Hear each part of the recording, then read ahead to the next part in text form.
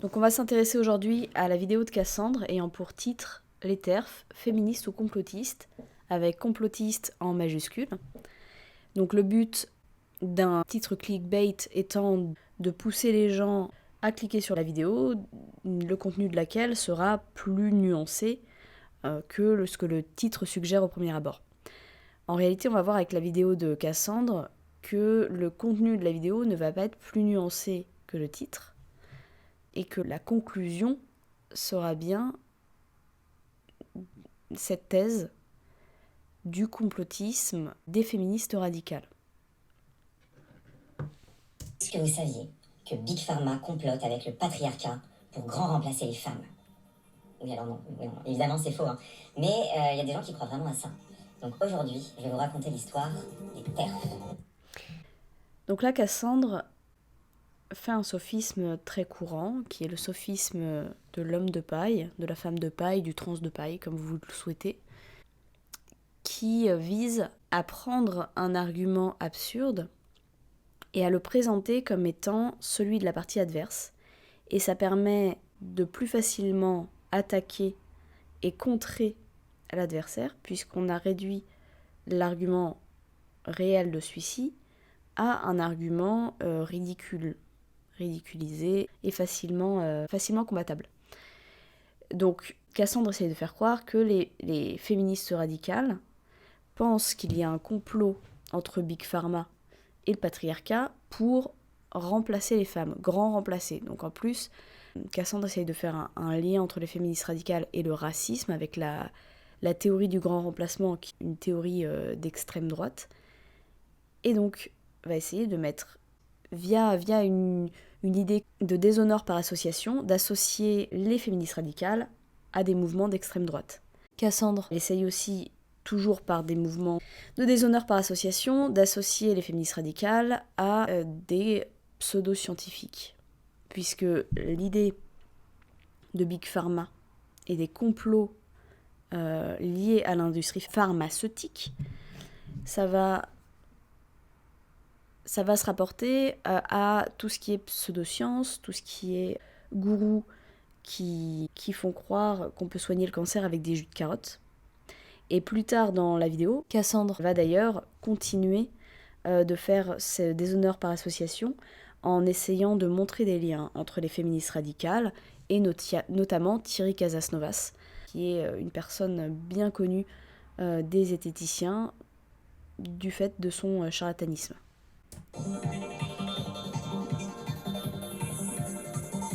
Cet acronyme-là, ça veut dire Trans Exclusionary Radical Féministe, ou féministe radicale qui exclut les personnes trans.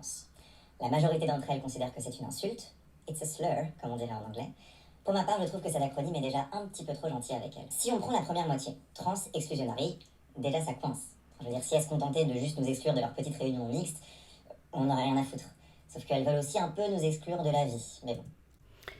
Donc là, Cassandre lance une petite pique misogyne en laissant penser que les féministes radicales, en fait, ce qu'elles font, ce sont des espèces de petites soirées thé entre copines.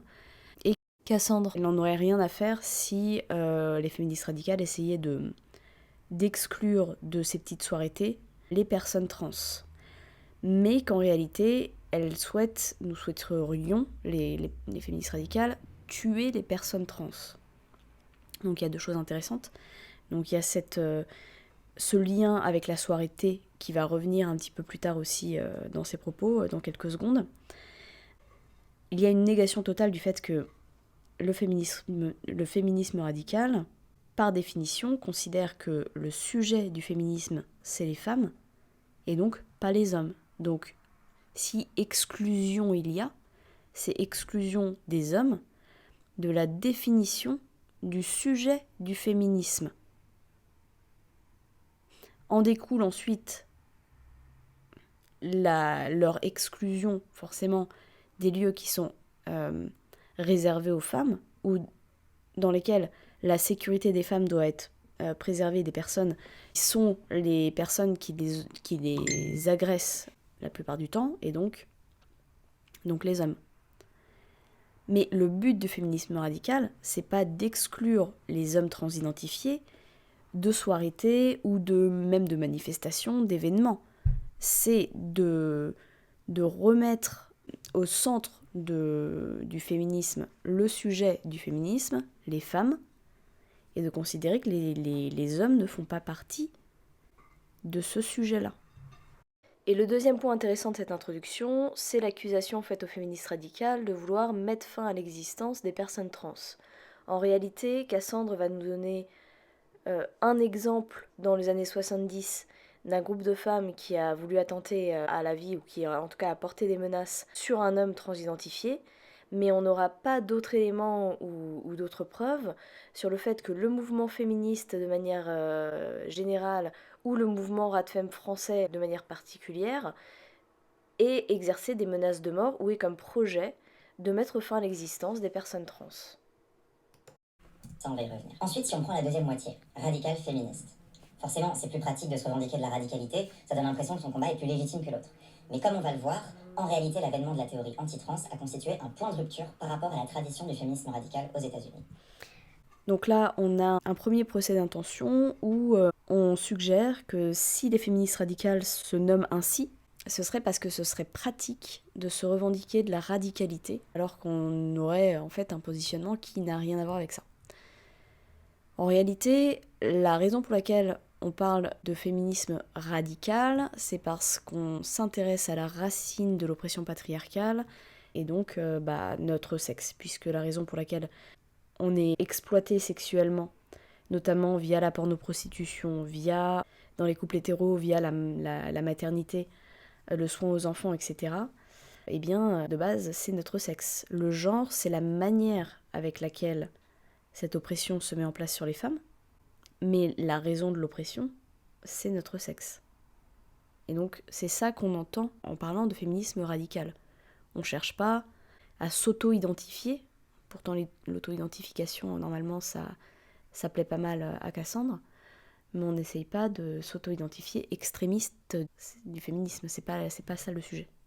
Mais pareil, on va y revenir. Bref, elles n'ont pas grand-chose à voir avec le féminisme radical, et elles ne se contenteront jamais de simplement exclure les personnes trans de leur petit cercle. Mais comme je suis gentille, et pour des raisons de clarté, je vais continuer d'utiliser le terme TERF pour cette vidéo.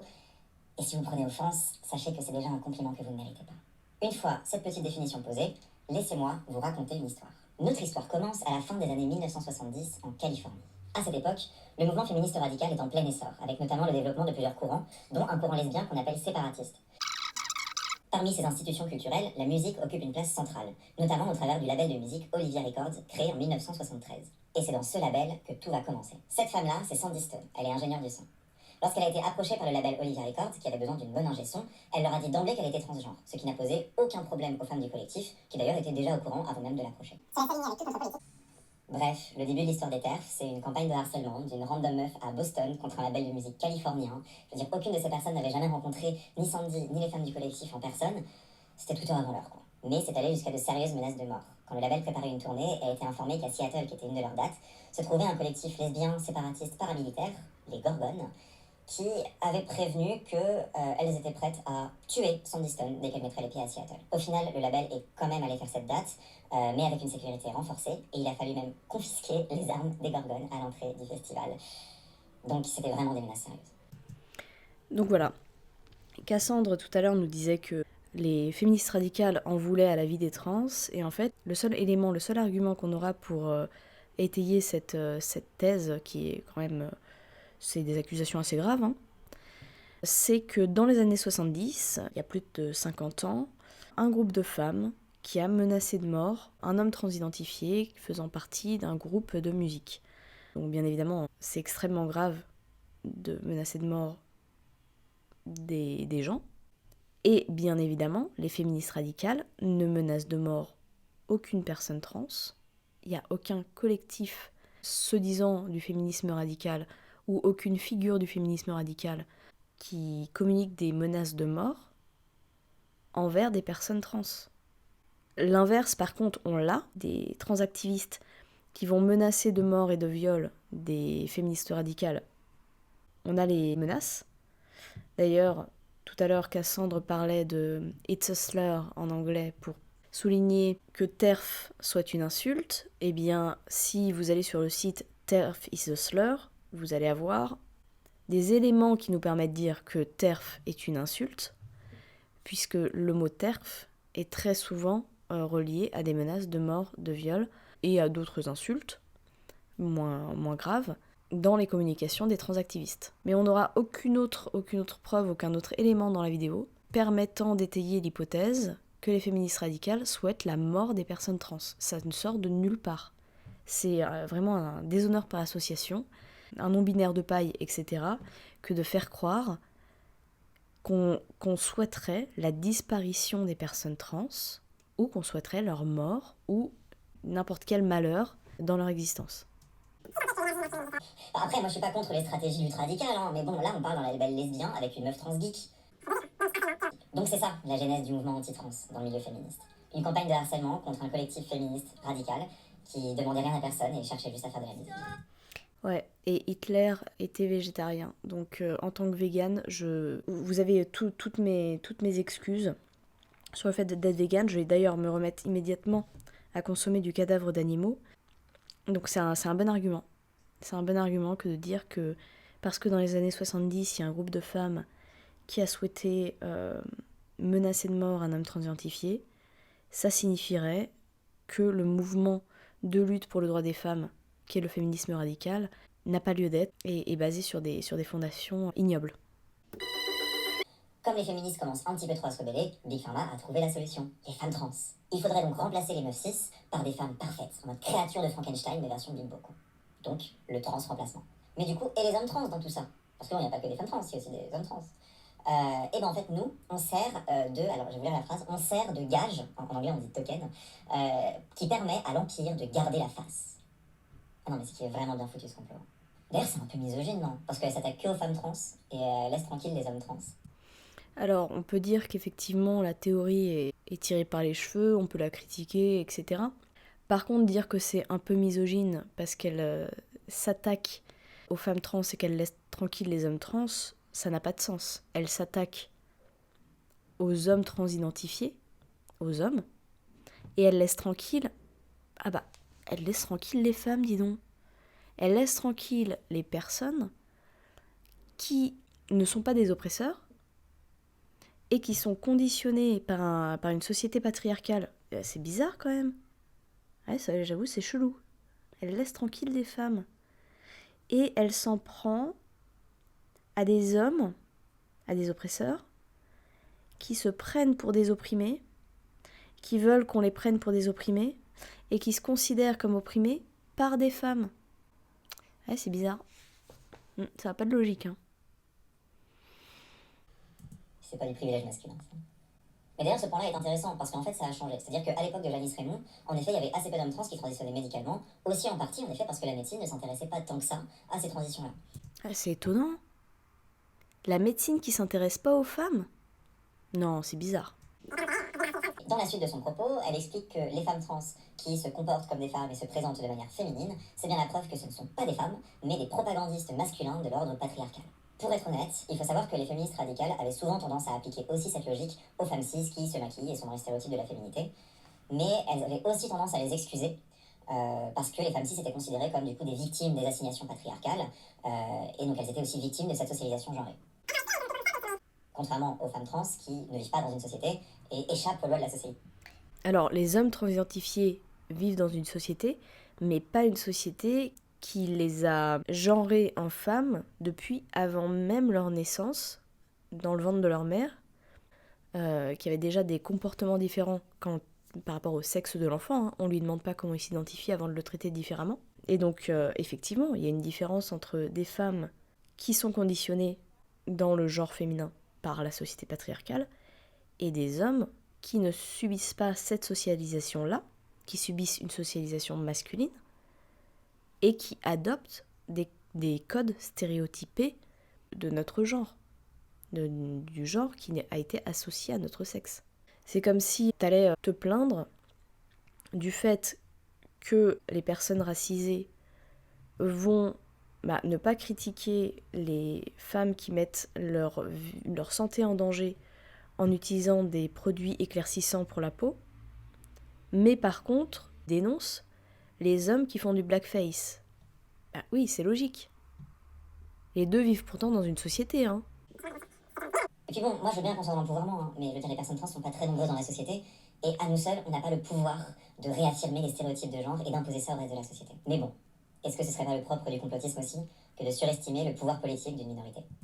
En fait, qu'il y ait le pouvoir ou pas de réaffirmer les stéréotypes de genre, c'est pas le sujet.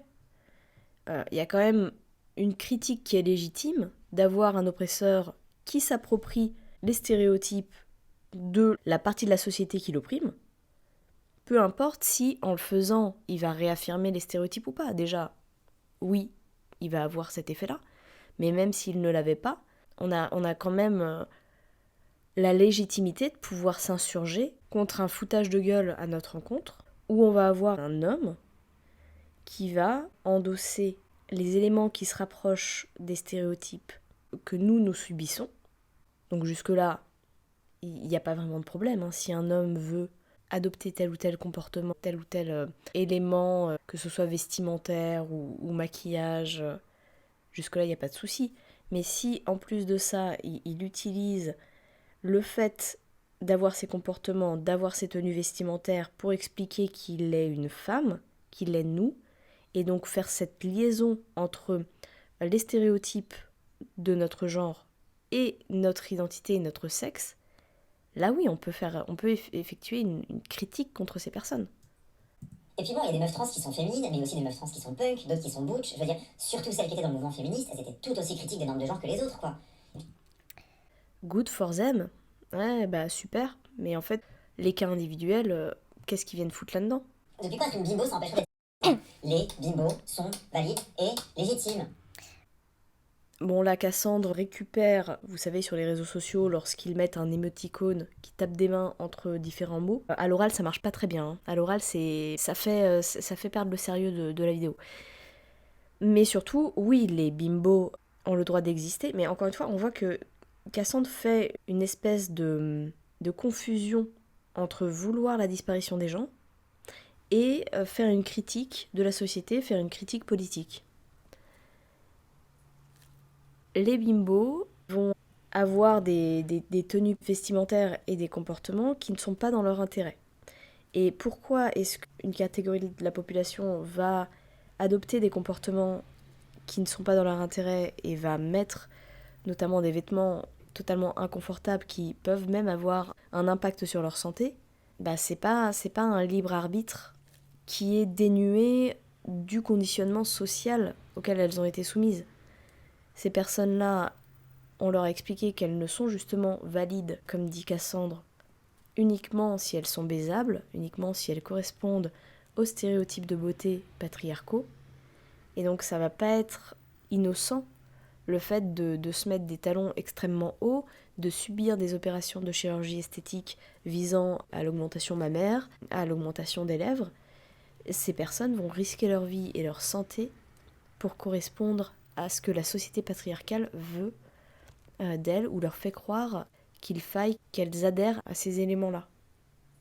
De la même manière, si on parle des comportements, le fait de pousser les femmes à subir une sexualité violente, une sexualité qui ne va pas leur apporter de plaisir, qui va avoir un impact sur leur vie, où elles vont risquer des grossesses, où elles vont risquer des MST, des maladies, ce qu'on appelle l'hétéronormativité, mais pas seulement, il y a également dans l'hétéronormativité davantage de conditionnement à subir de la douleur avec le BDSM, etc. Les féministes ne vont certainement pas critiquer ces femmes-là en tant que personnes et ne vont pas dire que ces femmes ne doivent pas exister. Tout ce qu'on dit, alors de la même manière pour les bimbos que pour les personnes trans, c'est que les personnes soient libres de vivre comme elles l'entendent, sans subir un lavage de cerveau de la part d'une société qui va les pousser à se mutiler pour être qui elles sont. Bordel. Après ça, on continue un petit peu plus dans l'absurdité, on s'enfonce progressivement. Elle dit par exemple que le fait que les femmes trans aient un pénis implique qu'elles sont forcément des violeuses. They think a person with a penis is somebody who will attack them. Why do we say that about people who have penises? You can be attacked by your mother biologically. Bon, là, on a encore une fois un non-binaire de paille. On dit pas que les personnes qui ont un pénis vont forcément nous attaquer. À ce moment-là, ça serait avoir vraiment une phobie, dans le sens premier du terme, envers n'importe quel homme. Ce qu'on dit, c'est que les statistiques nous montrent que qui sont les personnes qui violent. J'ai plus les chiffres à 95-98%, les hommes, les gens qui ont des pénis. Une personne avec un pénis a plus de probabilité de commettre un viol qu'une personne qui n'en a pas. Une personne qui naît, parce que là on peut jouer sur les mots sur qui en a pas, des personnes nées avec un pénis par rapport à des personnes nées avec un vagin.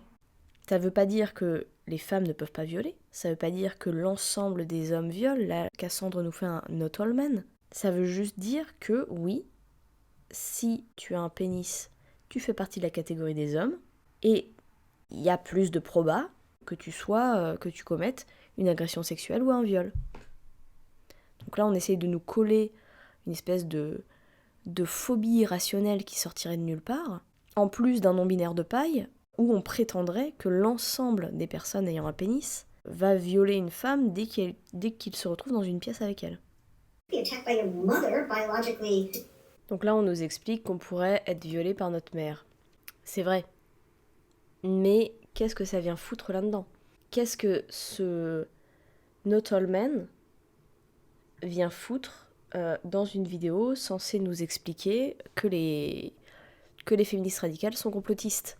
Qu'est-ce que Cassandre essaye de faire en nous expliquant qu'effectivement, dans de très faibles pourcentages, ce sont les femmes qui agressent. Je ne sais pas si Cassandre tient ce discours dans d'autres contextes. Lorsque des féministes, lorsque des femmes parlent du fait que les hommes nous violent, elle répond « Mais attends, mais qu'est-ce que tu racontes ? Des femmes aussi violent ?» Enfin, là, on est au niveau... on est au sous-sol de la rhétorique masculiniste, quoi. Designated as female, you could be brutalized by her because she has hands that will hit. Do we therefore fault the hand? No, we do not fault the hand. I just feel like there's a deep phobia about the penis and a kind of social and phantasmatic overdetermination. Les pénis sont des armes dirigées contre les femmes par les hommes. On pourrait le dire à la manière Cassandre, les pénis sont des armes. Donc oui, effectivement, ces personnes qui portent un pénis, moins on les a près de nous, mieux ça nous va.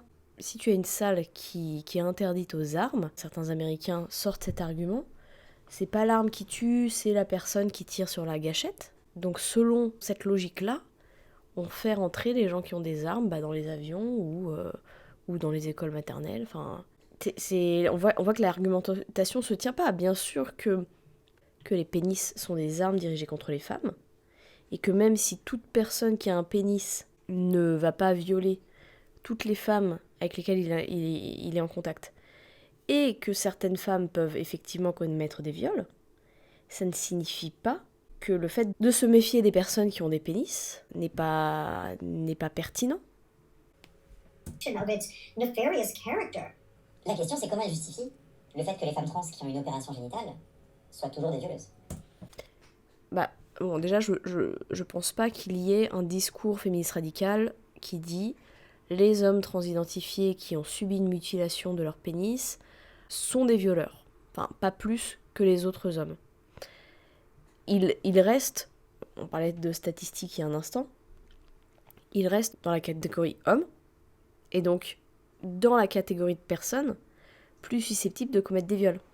Le fait qu'ils aient subi une mutilation ne change pas leur identité. De la même manière que si un homme a été amputé du bras, ou on va pas considérer cet homme-là comme différent des autres hommes dans la catégorie du genre. Ce serait l'inverse qui serait étonnant. Ah t'es un homme, mais ça va, tu t'es fait retirer ton appendice génital, bienvenue auprès de nous. Ça n'a pas de sens. Et bien là, elles ont la réponse parfaite. Figurez-vous que même lorsqu'elles n'ont plus de pénis, leur simple existence devient une bite. C'est vraiment écrit. Je lis. Ouais, d'accord. Bon là, on est reparti sur du non-binaire de paille. Leur simple existence devient une bite, et ensuite Cassandre va passer plusieurs minutes à nous citer les propos d'une femme qui tient cette thèse-là. À quoi ça nous mène ? Qu'une nana ait tenu ce discours-là ? Comme l'a remarqué Marie Daly, donc Marie Daly, elle a un doctorat en religion, donc elle s'y connaît vraiment dans ces trucs-là. Hein. Donc, Oui, parce qu'un doctorat en religion, ça veut bien évidemment dire que tu ne peux pas t'exprimer sur d'autres sujets. En réalité, c'est assez pertinent de s'intéresser à la question des transactivistes lorsqu'on a un doctorat en religion, puisque dans le mouvement transactiviste, on est sur une idéologie qui tient de la religion, qui en a certains traits. Notamment cette question de pouvoir être né dans le mauvais corps ou de pouvoir avoir, certaines personnes parlent de cerveau de femme ou d'essence de femme ou d'esprit de femme. Là, on est sur une dissociation entre le corps et la personne, comme si que nous n'étions pas nos corps, mais que nous étions à l'intérieur de nos corps, comme si donc l'âme existait, ce qui est en réalité une idéologie religieuse. La question de l'âme, c'est dans la religion. Et c'est le prémisse des théories transactivistes. remarqué Marie Daly, dans le cas des femmes trans, leur présence seule devient un membre qui envahit la présence féminine. Bon, comme les femmes trans du coup sont considérées comme une bite, je vous passe les considérations sur le fait que leur présence du coup devient un viol total et que la transition serait un orgasme total. On est totalement dans un tissu de délire complotiste saupoudré de pseudo-psychanalyse à deux balles. Ouais, je suis assez d'accord. Mais du coup, ça ne nous renseigne pas sur les TERF de manière générale, sur les féministes radicales. T'as juste pris un exemple comme ça d'une femme qui a des hypothèses très coûteuses, basées sur pas grand-chose, et tu l'appliques au mouvement féministe en France. Enfin, ça n'a aucun sens. Pour sortir du ridicule évident, sous cette couche de complotisme, il y a aussi des considérations sur ce qu'est le féminisme. Et c'est là qu'on va un peu plus rentrer dans l'interaction de la théorie anti-trans avec la théorie féministe. Ainsi, le but final de la révolution féministe doit être non seulement l'élimination du privilège masculin, mais la distinction sexuelle elle-même. Les différences génitales entre humains ne compteront plus culturellement. Ah ouais, mais ça veut pas dire que du coup, tu peux dire que t'es une femme si tu es de sexe masculin. Simone de Beauvoir, autre figure fondatrice de ce courant, estime quant à elle, dans Le deuxième sexe, que tout être humain femelle n'est donc pas nécessairement une femme. Il lui faut participer à cette réalité mystérieuse et menacée qu'est la féminité. Oui, elle nous explique donc que à partir de notre sexe, on nous assigne des rôles qui s'appellent le genre. D'ailleurs, lorsque Olivia Records avait publié une lettre en défense justement de Sandy Stone, les arguments avancés étaient justement dans cette droite ligne du féminisme radical. Puisque Sandy a décidé d'abandonner complètement et de façon permanente son identité masculine et vit en tant que femme et lesbienne, elle fait face aujourd'hui au même type d'oppression auquel les autres femmes et lesbiennes font face. On y retrouve cette conception marxiste du genre comme un rapport de force entre deux classes sociales hiérarchisées et construit en interaction avec un système de domination. Donc là, sur le fait que Sandy subirait la même oppression que les femmes et les lesbiennes juste parce qu'il a décidé d'en être une, j'ai envie de dire source. Donc le fait que Sandy, comme elle vit en tant que femme et a renoncé donc à ses privilèges masculins, elle est... Mais tu ne renonces pas à tes privilèges masculins. Moi, je peux, puis toi, Cassandre, renoncer à nos privilèges de blanche. On fait ça comment ? C'est pas le fait de le dire qui le provoque. Intégrée, de par les oppressions sexistes qu'elle subit au quotidien, à la classe dominée, donc la classe des femmes. Elle est donc tout autant concernée par le féminisme que toutes les autres femmes. Le fait... Source. Janice Raymond avance des arguments essentialistes et tirés non pas de l'analyse matérialiste des rapports de domination, mais d'un gloubi-boulga de théories psychanalytiques, ésotériques et anti-médecine moderne. On y retrouve ainsi des mentions du pouvoir créateur féminin multidimensionnel, porteur de culture, d'harmonie et de véritable inventivité, qu'on croirait sorti d'un post-insta New Age sur la... Ah, c'est incroyable. Les astrogouines existent. Ah bah là, tu m'en apprends une. Hein. Il existe des féministes et des lesbiennes qui ont des croyances ésotériques. Je tombe de mon siège. Mère Gaïa. Bienvenue mes sœurs, bienvenue mes louves, bienvenue au cœur du jardin secret des femmes. Jardin dans lequel nous allons partir ensemble à la recherche de notre féminin sacré. Ok, et puis on a un petit extrait d'un homme qui se fout de la gueule de ses astrogouines et de ses féministes ésotériques. Ok. Enfin, tout son propos est versé d'une rhétorique hostile à la médecine moderne, puisque selon elle, les personnes trans n'existent que parce qu'il y a une médecine de la sexualité, une médecine de la reproduction. Et ce qui est frustrant là-dedans, c'est qu'elle base ses arguments sur de véritables analyses du féminisme radical. L'histoire de la médecine reproductrice, de la gynécologie, est celle de femmes indigènes qu'on stérilise de force pour contrôler la population noire, tandis qu'on Ouais, et on leur a pas demandé comment elles s'identifiaient avant de le faire. refuse la contraception et l'avortement aux blanches. C'est une histoire violente dans laquelle l'imposition patriarcale de normes sexuelles rigides fait norme, et se fait norme par la médecine. Et je vous renvoie à ce sujet à l'ouvrage de Françoise Vergès intitulé Le ventre des femmes. Mais au lieu de reconnaître la vérité, qui est que les femmes trans sont tout aussi victimes de ces assignations à la féminité traditionnelle de la part des médecins qui les opèrent, aux mêmes maltraitances médicales, à la même négligence, au même mépris, elles considèrent que leur fait... Source, les hommes gays subissent également le patriarcat, subissent des discriminations qui peuvent s'approcher de certaines discriminations que subissent les femmes. En quoi ça fait des hommes qui correspondent à des stéréotypes féminins ou des hommes gays ou des hommes non conformes du genre, des femmes. Le fait qu'il puisse y avoir... Non, déjà, j'en suis pas persuadée, en tout cas j'ai pas d'éléments qui m'indiquent que les femmes trans, que les hommes transidentifiés subissent les mêmes violences gynécologiques que les femmes, les mêmes violences de la médecine, et même si c'était le cas, en quoi est-ce que... Donc là c'est un espèce de sophisme d'appel à l'émotion. En quoi le fait que ces personnes souffrent, ce que je pense les féministes radicales, une grande partie d'entre elles, ne nient absolument pas, en quoi ça fait d'eux des femmes?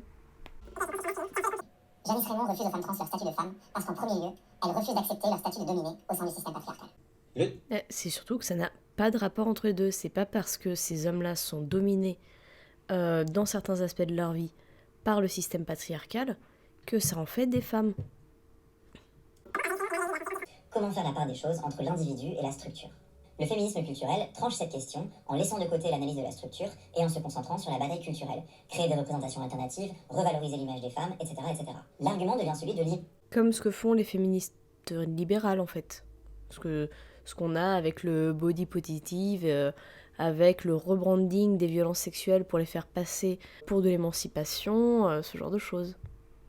C'est pas du tout ce à quoi adhèrent les féministes radicales. Tout comme pour beaucoup de féministes bourgeoises et blanches, les femmes noires dévalorisaient l'image de la femme, ou les femmes prolétaires dévalorisaient l'image de la femme. On est dans ce même mouvement de création et de distanciation face à un autre monstrueux. Voilà, on a de nouveau une tentative de lier les féministes radicales à des mouvements racistes, à des mouvements d'extrême droite. Alors qu'au final, ce sont bien les mouvements transactivistes qui utilisent les femmes noires comme un espèce de bouclier pour faire passer des hommes comme étant des femmes, parce que si les femmes noires sont des femmes, alors les hommes transidentifiés en sont aussi. C'est peu ou prou le discours qu'ils tiennent. Mais voilà, Cassandre essaye de faire croire que ce sont les féministes radicales qui auraient des comportements racistes. Heureusement, avec une vision aussi essentialiste et binaire, on tombe facilement dans une vision complotiste des choses. D'ailleurs, le féminisme culturel, dans sa version souvent la plus ésotérique, met en scène dans son discours un combat, une guerre consciente entre les énergies masculines et l'énergie féminine. Ce qui amène à un biais qui est assez courant finalement dans le complotisme, qui est le biais d'intentionnalisation. C'est-à-dire prêter une intention à un groupe d'individus dont les actions sont en réalité soumises à des structures. Mais ça, justement, c'est un biais qu'ont les transactivistes qui font des non-binaires de paille avec les arguments des féministes radicales. Et c'est ce que Cassandre a fait au début de sa vidéo, en prétendant que les féministes radicales prêtent l'intention aux personnes trans de volontairement transitionner pour aller infiltrer et violer des femmes. Sauf que ce n'est pas ce que disent les féministes radicales. On ne prête pas d'intention aux hommes qui transitionnent. On donne juste une conséquence à une situation. Les hommes s'identifient comme des femmes et veulent faire partie du groupe social des femmes, être considérés comme tels, ce qui a pour conséquence leur présence dans le cliché habituel, prison, toilette, changement dans les trucs de sport. Et vu que les hommes ont plus de probabilité de commettre des actes contre les femmes et qu'ils ont été socialisés dans une société qui leur a mis en tête que les femmes n'avaient pas de valeur et qu'on pouvait leur imposer ce qu'on voulait, eh bien, les femmes se retrouvent en danger. Mais il n'y a pas d'intentionnalité d'un homme qui aurait transitionné pour aller violer des femmes. Ça, c'est une hypothèse extrêmement coûteuse, effectivement, que de se dire qu'un homme va prendre des hormones, va se mutiler, va subir effectivement des discriminations, des violences, pour aller violer des femmes. Ils n'ont pas besoin de ça pour le faire. Comme ce qui est l'argument d'ailleurs des transactivistes, qui est un argument correct, mais qui s'applique à un homme de paille. Puisque ce n'est pas, il n'y a pas d'idée d'intention. Il y a bien quelques féministes radicales par-ci par-là qui qui prête ces intentions-là aux personnes trans, mais il n'y a pas besoin d'avoir cette question d'intentionnalité pour émettre une critique contre les conséquences du fait de considérer les hommes transidentifiés comme des femmes. En gros, c'est les gens qui pensent que le capitalisme a été décidé par 10 mecs dans une pièce sombre, dans des fauteuils en cuir qui fument le cigare en caressant leur chat. C'est cette intention-là qui est prêtée. Ainsi, quand on prend cette intentionnalisation à la... Voilà, quand on critique le capitalisme et ses conséquences, il n'y a pas de raison qu'on nous accuse de penser que ce sont 10 hommes dans une salle, justement. Ça ne nous empêche pas de critiquer les conséquences. Il n'y a pas besoin qu'il y ait eu une intention que ces conséquences arrivent pour qu'elles soient présentes. Ce sentiment de concurrence est présent aussi de la part des lesbiennes au sein du milieu LGBT. Comme le raconte Maudius Thomas, le centre gay lesbien de Paris était surtout tenu par des hommes gays. Les lesbiennes n'avaient qu'un vendredi soir en non-mixité et en règle générale, les gays et les lesbiennes se mélangeaient assez peu. Il y avait donc chez les lesbiennes un sentiment d'être délaissées, un sentiment d'être mises de côté dans les espaces communautaires. Ouais, et les lesbiennes ont été virées du centre LGBT de Paris récemment. Comme quoi, entre les années 70 et maintenant, ça s'est pas amélioré pour nous. Mais là où la transphobie s'ancre plus profondément encore dans le féminisme français, et pas que, c'est dans le courant abolitionniste, anti-prostitution et anti-pornographie. On a quand même un éléphant au milieu de la pièce, entre la féministe abolitionniste que je suis et une partie des mouvements trans, qui est la question de la prostitution. Émission très intéressante où on remarquera que on n'a jamais répondu à la question de Laurence Rossignol sur quels sont les panneaux transphobes et quels sont les panneaux non transphobes selon nous tous. Elle dit qu'en fait, le problème que posent les féministes radicales à nous tous et aux transactivistes, c'est la question de la prostitution et non pas une transphobie qu'on nous assignerait. On l'a vu notamment avec les Amazones qui ont été frappées quelques jours avant en raison de pancartes abolitionnistes. Cette femme, dont le nom m'échappe, lui répond que non, elles ont été frappées en raison de pancartes transphobes qui n'existent pas, qui n'ont jamais existé. Et Laurence Rossignol redemande à ce qu'il y ait une définition de ce que c'est qu'une pancarte transphobe. Personne ne lui a répondu. Après tout, la prostitution, c'est bien un truc qui convainc la gauche comme la droite, donc c'est plus pratique de trouver des financements. Il y a donc une bonne intégration du courant abolitionniste au sein du féminisme français. Le développement de la lutte pour les droits des travailleuses et travailleurs du sexe est lui plus récent. Le Stras a été créé en 2009, Accept ST en 2010. Et c'est aussi un espace de lutte pour les droits des personnes trans. Vous comprendrez vite que pour les féministes abolitionnistes, voir des femmes trans très présentes dans les mouvements pour les droits des putes, la théorie du complot arrive très très vite. Vous savez, la théorie du complot selon laquelle les femmes trans seraient des hommes pervers sexuels qui viendraient s'infiltrer dans le mouvement féministe pour imposer leur domination patriarcale.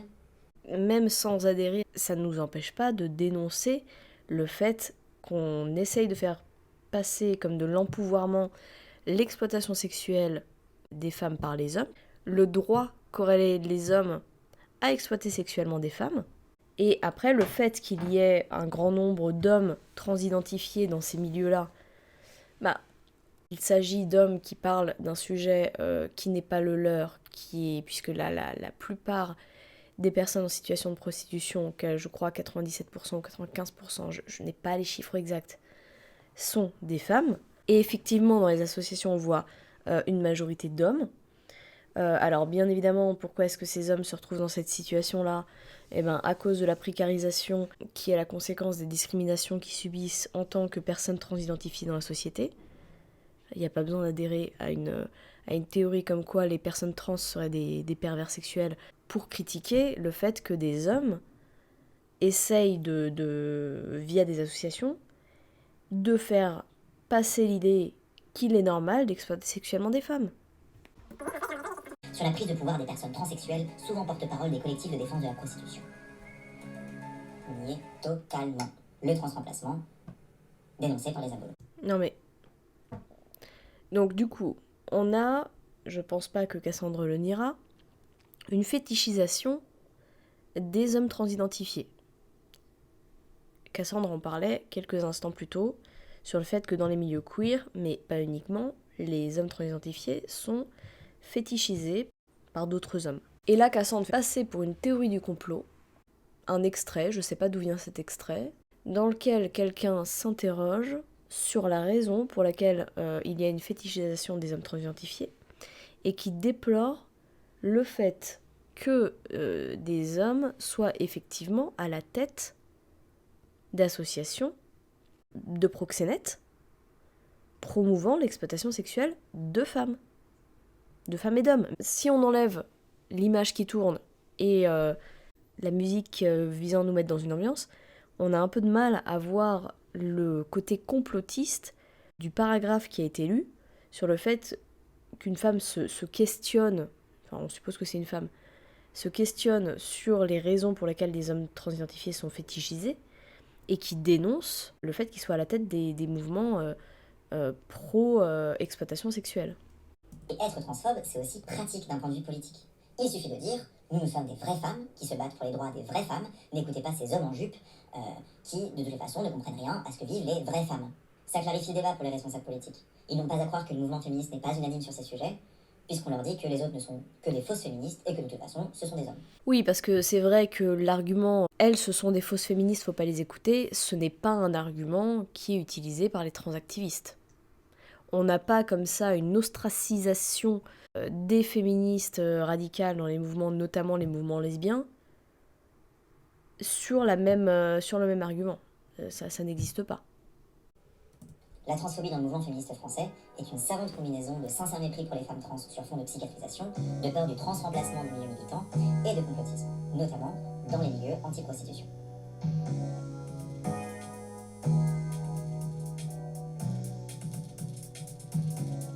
Les années 2010, Dora, Marguerite, on va enfin parler de vous. Vous avez attendu tellement longtemps. Les années 2010 sont celles de la mainstreamisation du féminisme au travers du développement de beaucoup de contenus en ligne, centrés notamment sur le corps féminin, ce que la philosophe Camille Froide-Gométry appelle le tournant génital du féminisme. Ce mouvement génital réancre le discours féministe dans le corps et permet à la transphobie, du coup, elle aussi, de se réancrer dans un discours essentialiste et biologisant. Une nouvelle génération anti-trans apparaît qui remâche les arguments de biologistes du dimanche à la J.K. Rowling, gna gna gna les chromosomes, gna gna gna l'utérus, gna gna gna le pénis. Bon bref, on est revenu au stade anal de la transphobie. Cette simplicité. On est revenu au stade anal de la transphobie parce que des femmes osent parler de leur corps. Cassandre a passé donc une succession de photos, et parmi ces photos-là, une photo de qui tient un panneau les lesbiennes n'aiment pas les pénis. Cassandre, pourrais-tu nous expliquer quel est le problème avec cette image ? Les lesbiennes n'aiment pas les pénis. C'est la définition, hein. Pas la définition exacte, mais enfin, les lesbiennes, on est attiré romantiquement, sexuellement par les femmes n'ont pas de pénis. Effectivement, les lesbiennes ne sont pas attirées par les pénis. Au moment où j'ai créé cette vidéo, elles ont lancé une polémique autour de 7 affiches du planning familial. Vous savez, l'asso féministe historique qui fait de l'accès à l'IVG, à la prévention sexuelle, tout ça. Bon bref, une affiche qui montrait un homme trans enceint. Vous savez, la vérité biologique que les hommes trans, donc qui sont nés femmes et qui gardent leur utérus, peuvent enfanter, puisqu'ils ont un utérus, et donc devenir enceints. Le fait que des femmes transidentifiées puissent porter des enfants n'a pas comme conséquence une réalité biologique que citerait Cassandre, qui serait les hommes peuvent être enceints. Bah non, les femmes transidentifiées peuvent être enceintes effectivement, selon les traitements qu'elles ont pris ou pas, et selon les mutilations qu'elles ont subies ou pas. Elles ont commencé à dire que les trans nient la biologie, parce qu'en fait, quand elles ont vu homme trans, elles ont dû croire qu'on parlait d'une femme trans, donc qui était née homme, devenue femme. Oui, parce qu'on est teubé, donc bien évidemment on a cru ça. Et qu'on disait qu'elle pouvait devenir enceinte, alors qu'on n'a jamais dit ça. Mais surtout, elles ont appelé à boycotter massivement et à cesser de financer le planning familial. Vous savez, l'association historique qui fait de l'accès à la santé sexuelle, de l'accès à l'IVG, etc., etc. C'est des féministes, ça ? Et ce, sous prétexte que le planning familial serait le fer de lance des transactivistes. Dans la foulée, une tribune écrite par Marguerite Stern et Dora Muto est sortie sur Marianne, décidément, pour alerter la première ministre Elisabeth Borne sur les dérives du planning familial. Et pareil, à base de il n'y a que les femelles qui peuvent tomber enceintes, dire qu'un mâle peut tomber enceinte, c'est dangereux, c'est faux biologiquement, parce que quoi ? La colère de Dieu va s'abattre sur la France. Et ça, c'est pas nouveau. Déjà, le collectif Féminicide par compagnon ou ex avait appelé à boycotter le planning, renommé à l'occasion le planning patriarcal, à cause du fait qu'il inclut les personnes trans dans ses communications. Elles sont au courant que le planning familial reçoit aussi des hommes cisgenres pour parler de contraception, ou elles ont jamais entendu parler de planning familial en fait. Quel est le lien entre le fait que le planning familial reçoive des hommes pour parler contraception et le fait de prétendre que des hommes peuvent tomber enceints ? Qui sont les TERF aujourd'hui en France ? Vous allez voir, on a un beau panel. La plus vocale et visible de toutes, c'est Marguerite Stern, célèbre inventrice de la colle et du papier et du street art. Bon.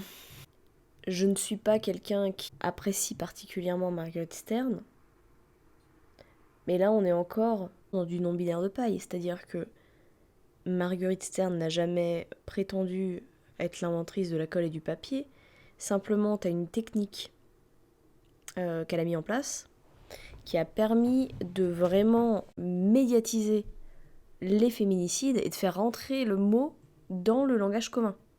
Ça, on peut pas lui retirer. On peut critiquer Marguerite Stern, je me prive pas pour le faire, il n'y a pas de souci avec ça. Mais par contre, on peut pas lui retirer le fait qu'elle soit allée mettre en place une technique de collage qui, jusqu'à présent, n'avait pas lieu de cette manière-là dans l'espace public, et que du coup, ça a eu des conséquences médiatiques qui nous a permis de parler des féminicides. C'est quoi qu'on pense de Marguerite Stern, on peut lui laisser ça quand même. On se demande bien où elle est allée pêcher tout ça. On peut masquer quand même le monde du street art. Hein. Enfin, ça dépend lesquels.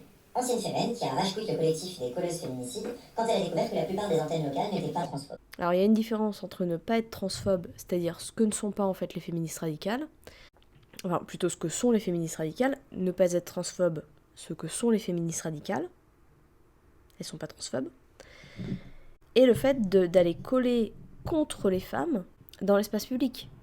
Quand tu as des collages comme Terre au bûcher ou des choses comme ça, des collages qui appellent à la mise à mort des féministes radicales, en début de vidéo, Cassandre dénonçait avec raison les menaces de mort sur un homme transidentifié. Bah là, on a dans l'espace public, en utilisant la technique de collage de Marguerite, des menaces de mort contre les féministes radicales. On devrait pouvoir critiquer ces menaces de mort-là. Donc, Marguerite n'a pas rage-quit un mouvement dans lequel des femmes n'étaient pas transphobes. Elle a rage-quit un mouvement dans lequel des femmes et des hommes avaient des propos, on collait des propos qui mettaient en péril la sécurité de femmes, quoi, qui allaient de la critique des féministes radicales à la menace. C'est qu'on dise le mot femme. Mais attention, pas pour les femmes trans. Ensuite, on a Dora Muto, autrice d'un bouquin au titre hilarant, et au compte Instagram @tajoui. Elle. Alors, quel est le rapport entre le titre de ces bouquins et la critique que tu veux faire sur cette personne? Qu'est-ce qu'on s'en bat les couilles des titres de ces bouquins? C'est plutôt une dégénérescence du pop féminisme et du féminisme Instagram qui se bat pour la reconnaissance du droit des femmes à péter et à bien baiser. Ce qui... Moi, je dis pourquoi pas, hein. Ben alors, si tu dis pourquoi pas, pourquoi est-ce que tu mets l'accent là-dessus? Elle est aussi un peu homophobe. Elle est totalement homophobe. Dans son bouquin, elle dit que l'accouplement d'un homme et d'une femme, c'est le truc spirituel ultime. Et elle dit ça en citant un nazi. C'est pas ça le truc le plus homophobe de son bouquin. Je suis étonnée parce que à aucun moment... Enfin, je suis étonnée. C'est ironique. À aucun moment Cassandre ne met l'accent sur le fait que dans son bouquin, Dora Muto exploite sexuellement une femme. Alors, qui est sous l'emprise de qui dans ce passage, ça c'est un peu plus compliqué que là, on va pas partir dans ce sujet-là. Néanmoins, elle fait quand même l'apologie d'une forme de prostitution où elle paye une femme en Thaïlande pour que cette femme pénètre, ce qui pour le coup est misogyne et lesbophobe aussi, puisqu'il y a des propos lesbophobes dans ce passage du livre également. Lui, c'est voilà, elle a fait un trip à l'ayahuasca, et les potes, elle fait aussi un déshonneur par association en liant Dora Muto avec Thierry Casasnovas. Alors effectivement, je ne comprends pas comment on peut être féministe et comment on peut avoir de la sympathie pour cet individu qui est extrêmement misogyne, mais ça n'a pas beaucoup de lien avec le fait que les féministes radicales seraient d'extrême droite ou seraient particulièrement ésotériques. Thierry Casasnovas, le mec qui croit qu'on peut guérir du cancer et faire repousser un bras avec du jus de fruits. D'ailleurs, il ne s'identifie pas comme féministe, mais comme féministe. Bon bref, c'est là. Et là, pareil, Cassandre ne continue pas sur la question du féminisme. Le féminisme, ce n'est pas ce que Dora Muto prétend que c'est. Le féminisme, c'est une partie du mouvement antispéciste, de solidarité entre les femelles, donc entre les femelles humaines, les femmes, les personnes animales, qui sont exploitées également pour leur sexe, pour leur capacité reproductive. C'est un mouvement qui est né bien avant Dora Muto et qui n'est pas ce que elle et Marguerite prétendent qu'il est. Donc là, pareil, on essaye de faire croire que c'est quelque chose de ridicule que de se revendiquer du féminisme. Alors ça l'est pour Dora et Marguerite, puisque ce qu'elles font, ce n'est pas du féminisme, mais le féminisme en soi mériterait qu'on s'y intéresse. Moi, j'en sais pas énormément plus, hein, mais en tout cas, ce n'est pas ce qu'elles disent, et c'est quelque chose qui mériterait d'être critiqué, non pas sur le mot utilisé, femelle, mais sur le concept de manière générale et l'historique. Un peu New Age, qui croit en la divinité féminine, en la magie des règles et en l'animalité sacrée de la chatte. En ce moment, entre deux rendez-vous avec des députés macronistes pour les convaincre de nous stériliser, elle pleure sur Insta parce qu'elle rencontre de la résistance politique. Ah, et aussi, elle est fan de Jordan. Donc on va revenir un petit peu sur ce que prétend torturer, je voulais dire, même si bon, elle serait pas contre le retour de la stérilisation. Voilà, donc j'allais dire que la question de la stérilisation, je voyais pas d'où ça sortait, mais effectivement, Cassandre se corrige après en mettant torturer et non pas stériliser. Par contre, bah pareil, si on part sur torturer, je ne vois pas d'où ça sort. La question des thérapies de conversion, desquelles Dora et Marguerite souhaitaient retirer la question de l'identité de genre, c'était pas pour torturer les personnes transidentifiées, c'était parce que si une personne, un personnel soignant, remettait en question auprès d'un adolescent, d'un enfant, le fait qu'il soit né dans un mauvais corps, eh bien cette personne pourrait être poursuivie pour thérapie de conversion. Donc ce qu'elle souhaitait, c'était d'éviter ces situations-là. C'était pas d'aller torturer les personnes trans. Enfin, là, il faudrait peut-être donner un peu plus de sources sur en quoi elle voulait torturer les personnes trans. Ah, et aussi, elle est fan de Jordan Peterson. Vous savez, l'idole des incels qui ont besoin qu'on leur dise de prendre une douche, sinon ils le feraient pas eux-mêmes. L'odeur. Il y a des féministes qui écoutent cette meuf. Mais genre, Non, je pense pas qu'il y ait des féministes qui écoutent cette meuf. Là, on peut à peu près s'accorder là-dessus. et le collectif Hippomonie, qui sous prétexte de prôner la prudence et l'attente avant de transitionner, est en réalité un groupe sectaire de mamans transphobes qui veulent juste empêcher leur enfant d'être heureux. Et leur discours, en gros, c'est... Qui veut empêcher leur enfant d'être heureux. Ouais, effectivement, c'est ça. C'est exactement la raison pour laquelle ces femmes se battent. C'est pour empêcher leur enfant d'être heureux. Là, on voit une misogynie. C'est un groupe de mamans qui veulent empêcher leur enfant d'être heureux. T'as un groupe de mères qui est désemparé, qui essaye de faire leur possible pour que leur gamin ne regrette pas des décisions hâtives, ne soit pas mutilé, etc., sorte d'une idéologie, ne soit pas sous l'emprise d'une secte. Mais effectivement, là, on parlait d'intentionnalité tout à l'heure, leur intention, c'est que leur enfant ne soit pas heureux. Bah oui. Il faut attendre jusqu'à 18 ans avant de transitionner. Vous voyez, on n'est pas transphobe, on prône simplement la tempérance. Ah, mon enfant a 18 ans et me dit toujours qu'il est trans et qu'il veut prendre des hormones. Il faut attendre jusqu'à 25 ans. Bah oui, le cerveau n'est pas mature avant 25 ans. Donc je vois pas pourquoi ça te choque qu'on attende avant 25 ans, avant de se mutiler. On pourrait parler avant de faire un tatouage à vie, avant de se faire percer, avant de machin. Ça me semble pas totalement déconnant. Ah, zut, mon enfant a coupé les ponts avec moi dès qu'il a eu son indépendance financière. C'est la faute au lobby trans. C'est les transactivistes, ils m'ont pris mon bébé. Je vais faire une lettre ouverte dans Marianne, il faut les exterminer, voyons. Il faut les exterminer, voyons. Aucune personne, jamais. Un de leurs fers de lance, c'est la fameuse rhétorique « il faut protéger les enfants ». Et ils le font en exagérant les chiffres des personnes qui regretteraient leur transition, ce qu'on appelle des détransitionneurs. Alors qu'en réalité, la littérature scientifique fait état d'une minorité de personnes qui reviennent en arrière dans leur transition parce qu'elles regrettent l'avoir fait, et une majorité de personnes qui le font à cause de pression extérieure, au hasard de leurs parents, ou alors sans aucun regret, en gros. Alors, pourquoi est-ce qu'il y aurait peu de personnes qui détransitionnent ? Il y a un biais mental où quand tu prends une direction, c'est difficile après de revenir en arrière. Tu as l'impression que tu te désavoues, que tu perds ton identité à partir du moment où tu reviens en arrière sur une décision que tu as prise. C'est la technique d'ailleurs du pied dans la porte des personnes qui souhaitent te manipuler. À partir du moment où tu as dit oui à quelque chose, tu es beaucoup plus à même de dire oui à quelque chose d'autre auquel tu n'aurais pas dit oui si on t'avait posé cette question-là dès le départ. Donc en fait, plus tu rentres dans un mouvement sectaire, plus c'est compliqué de te rendre compte que tu as fait une erreur, de faire marche arrière et de devoir assumer cette erreur-là face à tes pairs. Donc si pression il y a plus une pression pour rester dans une idéologie dans laquelle tu as commencé à entrer que pour en sortir en réalité. Désolé les frérots qui détransitionnent, mais juste niquez-vous en fait, juste niquez-vous, voilà. Après je sais très bien qu'ils détransitionnent, ils sont manipulés, à un moment où ces personnes sont très vulnérables, où elles n'ont pas d'aide, elles se sentent rejetées de la communauté et en même temps elles ne seront plus jamais intégrées chez les cis. C'est pas facile, hein, il y en a des biens, tout à fait, merci Krone, c'est pas facile mais niquez-vous quand même. Voilà, tu vois, je empâte avec eux, y a pas de souci, et je leur dis quand même de niquer leur mère, et eux ils peuvent empâtir avec moi et me dire de niquer ma mère parce que je leur dis de niquer leur mère. Et on est sur une base un peu équitable de haine réciproque. Les TERF ne sont ni féministes, ni des représentantes du féminisme radical. Ce sont des complotistes qui sont persuadés qu'il y a un transremplacement en cours financé par Big Pharma et George Soros. Ce sont des essentialistes. La conclusion de Cassandre tombe comme un cheveu sur la soupe, c'est-à-dire que la vidéo est pas trop mal foutue, il y a pas mal de recherches. Simplement, Cassandre va prendre des cas individuels et essayer de nous faire croire que ça, c'est le mouvement féministe radical. Et là, sa conclusion, c'est vraiment ça. C'est-à-dire que là, Cassandre va nous dire, en conclusion, les féministes radicales n'ont rien de féministe, n'ont rien de radical, ce sont des complotistes qui pensent que tatati tatata. Cassandre va faire un procès d'intention aux féministes radicales.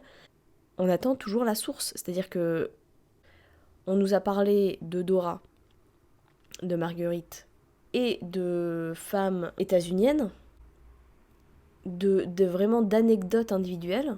Et on nous dit, donc les féministes radicales pensent que Big Pharma, Soros, machin. En fait, Cassandre s'adresse uniquement à son audience queer pour essayer de les convaincre de nous détester et de nous ridiculiser sur un procès d'intention qui est basé sur rien, quoi. Soros, Big Pharma, d'où ça sort ? Qui croient que l'horizon de libération des femmes, c'est d'être réduites à leur chatte et à leur capacité de pondre des gosses. Source. À quel moment on pense que l'émancipation de la femme, c'est de pondre des gosses et d'être réduite à notre chatte ? On est des lesbiennes pour la plupart. De quoi tu parles ? Et enfin, ce sont des réactionnaires qui font leur action sur le harcèlement de personnes trans, le mensonge à notre égard et la privation de nos droits, quitte par là même à réduire le droit des femmes à disposer de leur corps. En France, le mouvement est encore jeune, mais il commence progressivement à s'imposer dans le débat public en se reposant sur les réseaux réactionnaires et antiféministes classiques. Quoi qu'il en soit, toute féministe qui se respecte devrait les traiter comme elles le méritent, c'est-à-dire comme des ennemis de la cause et des obstacles au droit. Voilà. Toute féministe qui se respecte devrait les traiter comme elles le méritent, donc les ostraciser, etc. Donc là, en fait, c'est une menace que Cassandre émet envers les personnes qui l'écoutent, envers les petites queers un peu perdues, les transactivistes en devenir. Si vous voulez rester dans le milieu, si vous voulez ne pas être ostracisé, être des bonnes personnes, alors il faut que vous vous en preniez à ces femmes-là. En fait, on construit un ennemi afin que les femmes, pour ne pas être mis dans la case de cet ennemi-là, adhèrent à tout ce qu'on souhaite leur faire passer comme idéologie. Si jamais tu poses des questions sur la transidentité ou si tu connais la définition de ce qu'est un homme et une femme, on va appeler à t'ostraciser et tu ne seras pas une vraie féministe et tu vas être mis dans le même sac que l'extrême droite, les pseudosciences, etc. Ça marche très très bien. Moi j'ai été transactiviste pendant 10 ans. Ça a très bien marché sur moi que de me créer cette espèce d'ennemi là de féministe qu'il fallait pas être. Et c'est au moment où, en ayant des propos tout à fait pro-transactivistes, mais pas assez à leur goût, qu'on m'a traité de TERF, et donc on m'a mis dans le même panier que ces femmes-là, et où je me suis dit, mais attends, si moi, en ayant des propos aussi classiques que ceux que je viens de tenir, je suis une sale TERF, une sale transphobe d'extrême droite, etc., bah peut-être que les femmes qu'on m'avait désignées comme transphobes d'extrême droite ne le sont pas autant que ça. De toute façon, elle commence à s'appeler féministe, alors mais c'est très bien, c'est très bien. Elle commence à s'appeler féministe. T'as 2 nanas qui connaissent pas le sens d'un mot et qui se sont revendiquées du féminisme. C'est qui, elle ? C'est le mot féministe tranquille, vous le salissez. Je vous ai fait cette petite histoire de lui. On le salit. On est concerné par une oppression. On en parle, on connaît des définitions que toi tu sembles ne pas connaître. Et c'est nous qui salissons le mot féminisme, alors que toi, dans le féminisme, tu veux faire rentrer des hommes. Qui est-ce qui salit le féminisme ? Idéologie anti-trans pour que vous sachiez à qui on a affaire. Elles ne sont quasiment personne dans les milieux féministes et surtout à gauche, mais leur image féministe leur donne un accès privilégié à des députés de centre et de droite et à des journaux comme Marianne et Le Figaro. Cette image pseudo-progressiste sert aussi d'arbre qui cache la forêt de toute la horde de droitards et de psychanalystes qui n'ont pas attendu leur existence pour vouloir nous exterminer avec nos sœurs lesbiennes, nos frères gays, les dis et tous les queers des... Mais les sœurs lesbiennes, elles sont avec nous, de quoi tu parles? C'est nous, les sœurs lesbiennes. Cassandre sort avec un homme et essaye de m'expliquer à moi ce que c'est qu'une lesbienne. de tout poil qu'ils détestent. On aurait aussi pu parler plus longuement de leur racisme, de leur antisémitisme, de leur islamophobie, qui n'est jamais vraiment très loin dans leur discours. Mais bon, la vidéo est déjà assez longue comme ça. Bah oui, tu nous as déjà mis assez de choses sur le dos, hein. Au bout d'un moment, ça va se voir qu'il y a rien qui tient.